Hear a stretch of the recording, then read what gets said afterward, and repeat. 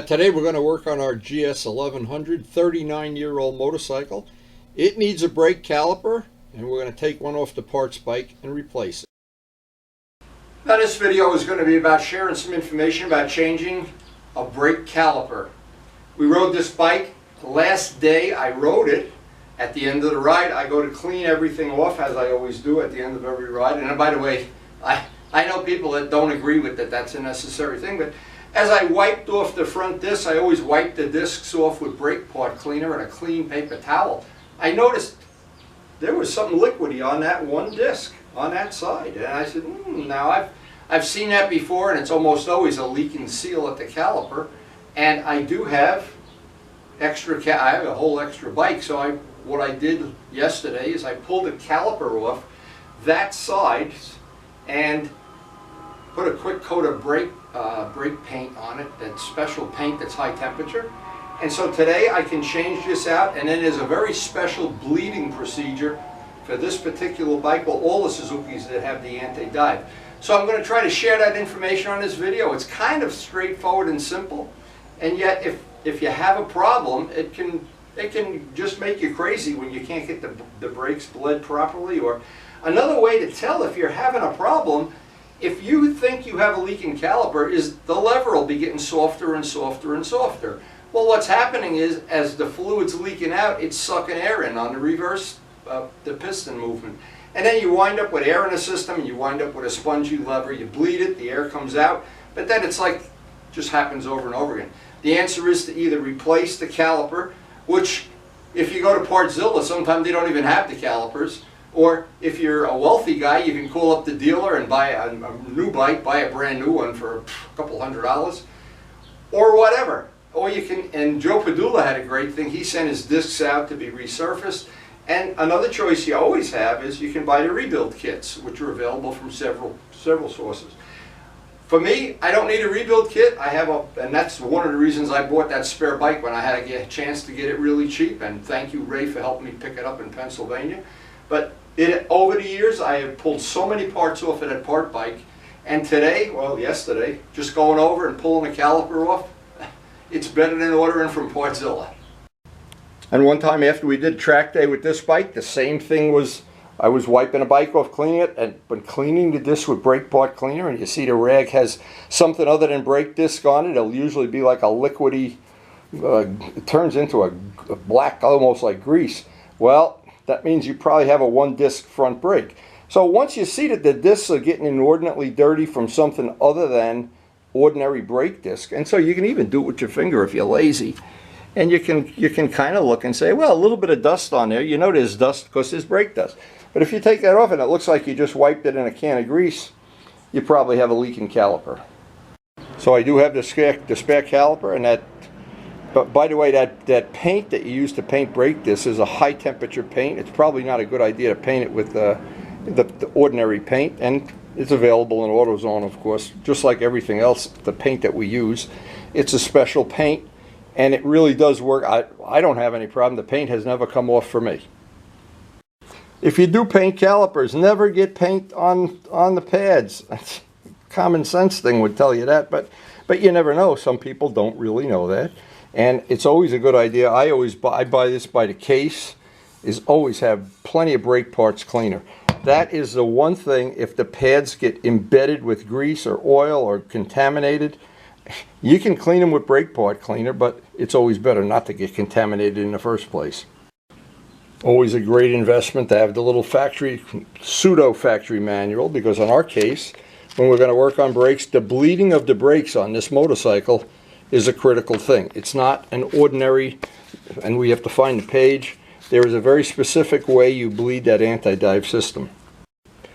So it's always handy when you have the manual. You can check that you're not leaving out any of the specific parts that go into this. Now, it's a relatively complex thing, from the master cylinder to the splitter that has the switch for the brake light. And of course, with the anti-dive, you have a whole nother set of braking lines. So there's a lot of stuff going on here. But basically, the caliper is a relatively straightforward thing. And here's the breakdown. So if you're going to use a rebuild kit, this would be handy to have. But for us, right now, we're going to get started on the job. We have the manual. And here's the critical thing. When we bleed the brakes, because there's going to be air in it after we break the union, we have to break the brake side, 1, 2, and then the clutch side, 3, 4, to do it properly. And by doing that, you just save yourself a lot of grief. Now, I have had the anti-dive totally off the motorcycle, and I put it back on because I wanted to keep the bike relatively stock. I'm not sure it even does what they say it does efficiently, but it does keep the bike looking relatively stock, and I always want that. I wouldn't want to. I had the EBC rotors on this at one time, and they just didn't look like the rotors that belonged on the bike. So, well, it's all personal, and that's just me. So before we do anything, we've got to get our Harbor Freight winch in position and get the wheels chocked up so we can spin the front wheel. So this would be the normal maintenance I would do every so often, is clean any residual goop, and you can see what that definitely telling me something's wrong with that caliper. And that's your clue that something's leaking and it's mixing with the brake dust, and it's making that goop, I guess is the right word. Now I want to just take the other side.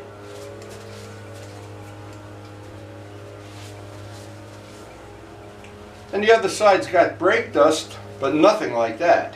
So the first thing on this is, and this is relatively simple, I like to break the nut before I take this apart. Just get it loose, not just so I can open it up. These are all the same wrench, and get the caliper off, but that it will still be attached. Then I want to put the new caliper on, and then break this and put it right on. And maybe first fill a new caliper with brake fluid just to minimize the amount of stuff we're going to have to do when it comes time to bleed the brakes. So it's a good idea to put an old towel or old rag or something under there. And this, I just want to crack this. Okay. Okay, nothing's coming out. Okay, I can move it, hand tight. Now I can take the caliper off. And since all of these bolts are blue Loctited, of course, they're not going to, hopefully not going to come off by hand without a fight. But there's a lot of ways to do this job. I'm just trying to share the way that's worked pretty well when I did it on the 750. And the RD I've replaced the caliper on already. Always good to, if that brake disc comes out where you see something that looks like grease on it, man, the one thing I don't like to compromise is anytime is the brakes.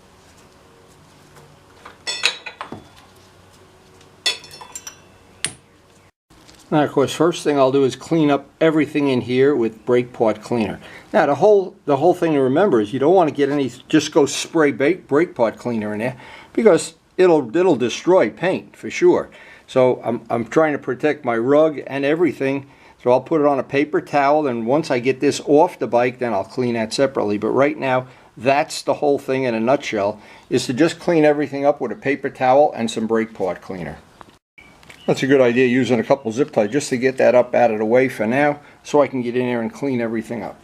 So the thing I always think of is when you keep a bike clean, you can find these issues a lot easier than if you're dealing with a rust bucket or things you can't even tell if they're clean or not.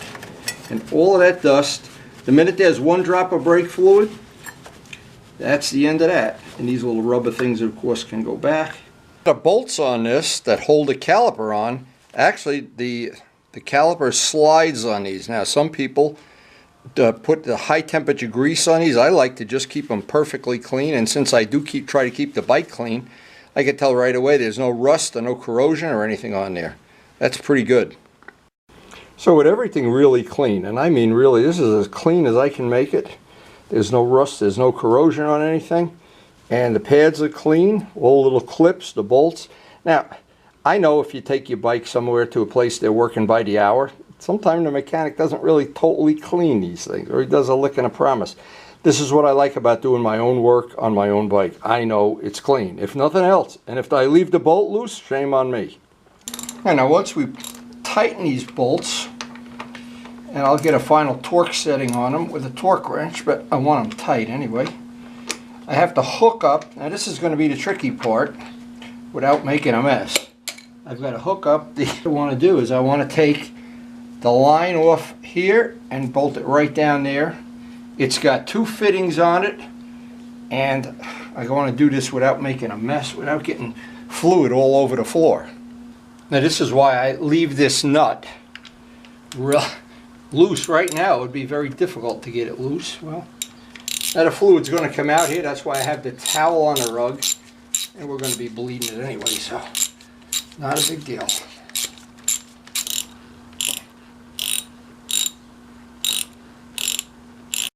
Okay, with that all just tight, now I can torque everything down, torque that down, and get rid of this, cut the zip ties. We're not going to need that anymore. And then the big job, bleeding the brakes. Every GS owner knows what a thrill that is. I always like to go through my brake stuff every time I do this, and you can tell I've replaced a few master cylinders. These things, when you get old bikes, boy oh boy, you better have parts. Anyway, what I'm looking for here, oh, I guess I got some extra pads. I was looking for, I have a little gizmo to bleed the brakes, but it's probably in the other cabinet. See, I don't keep good track of this. It all doesn't fit in one bucket. So now we're going exactly by the manual first, and we're on again on the brake side, and then second. So this is of course following the path of where the air would normally be, and we're going to get down to the end here, and hopefully at the end, when I get no bubbles coming out of number 4, I guess we could declare success. Hopefully. Now, whenever I'm working with brake fluid anywhere around painted surfaces, think of brake fluid as paint remover. So I always keep my old towels, and so if anything drips or whatever, we absolutely do not want to have any of that. Even leave, and if you do get any on there, wipe it off right away. Now, another thing, always use the brake fluid they call for, and don't mix and match or try to invent something or get any contaminated stuff. And if you're real careful, you know, it's always good to open a brand new bottle, because this picks up moisture, and it's the moisture that boils and causes problems with the brakes. Now, as I'm pumping the brake, I'm not sure you can see the air bubbles coming out of here, but of course, because yeah, there's one right there. I'm not sure you can even see it. I just wanted to get everything out of the caliper, and I'll go back over the whole thing and re-bleed every station in the sequence that they call for. Now, I had a problem when I first got the RD. The little overflow in the master cylinder, that little pinhole, had been oxidized. Or it's nice here, so I can see bubbles coming out of it. But when that little pinhole clogs up, nothing good happens. Okay, so I'm just trying to fill the system now, and I'm going to go back over every station. Now, while I'm pressing on this as hard as I can, just releasing the fluid, starting with the first station and going 1, 2, 3, 4, just like the manual calls for. So now I'm pumping the brakes 4 or 5 times, get a nice solid lever.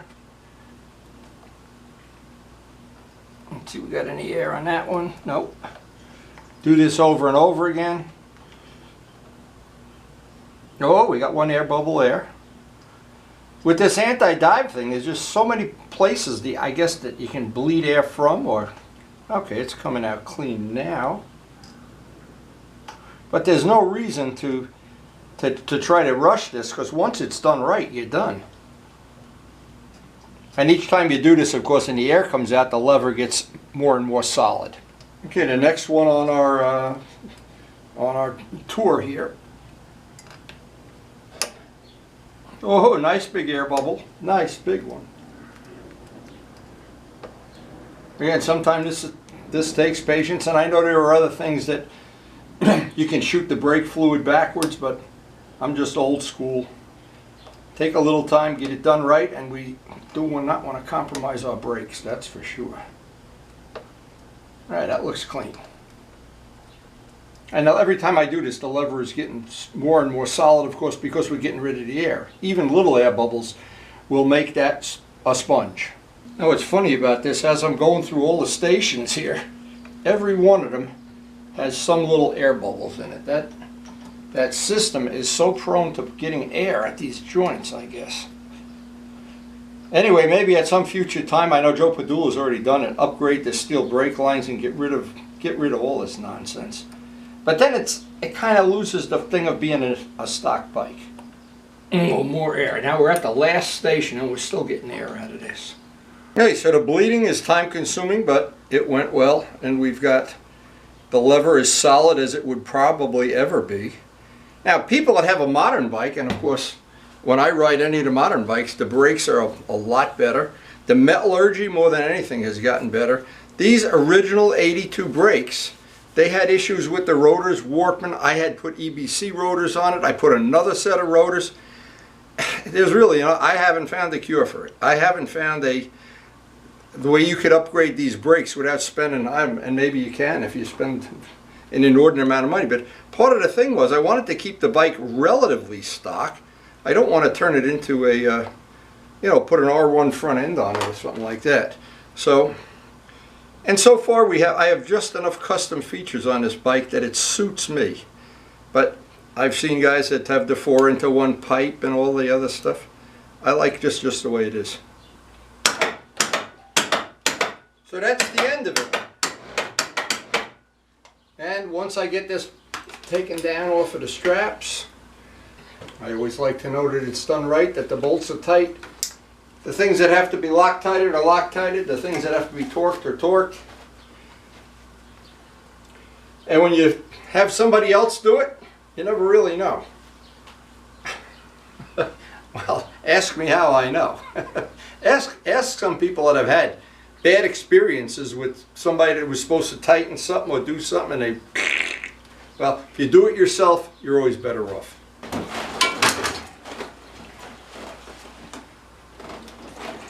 Oh, that always feels so good after you know everything's clean and neat. Oh boy. Anyway, we're done with this little project and we're ready for a test ride, but it's too late in the day already. And we'll just wait until he comes due at his turn in the rotation. Now, I know for sure we've changed the pads over, so what's going to happen is these pads on this side will have to reseat. That'll probably take 100 miles or so. But in the meantime, these brakes are going to be totally adequate. And we're back to having the lever back to the way it was. That's great. It's an 80s bike, so it's certainly not in the class with any of the modern bikes, but the brakes are totally adequate for my riding style. And for the 72,000, we haven't hit a tree yet. So I hope you did enjoy the video and maybe some information you can share with your friends or point them in the direction of this channel.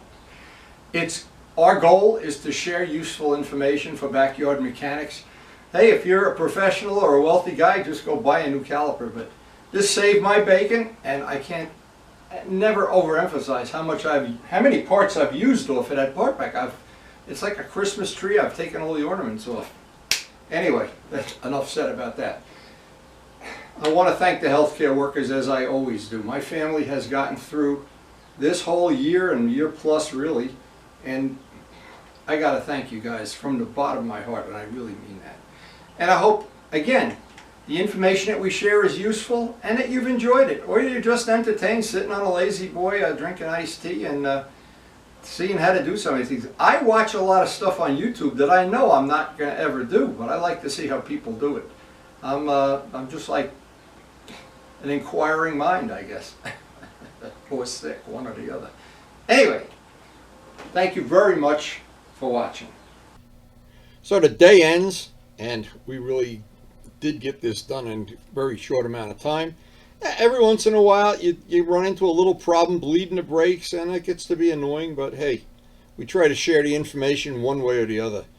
So if you're new to our channel, we do post up the rides that we go on. We do post up little things that we think are helpful to people. People that have a small bike collection like we do, our evil twin projects, painting wheels, painting motorcycles, polishing things, hanging out with our friends, and drinking vodka, among other things, and our two-stroke nostalgia. And I hope you really have enjoyed the video, no matter what part of it you like the best.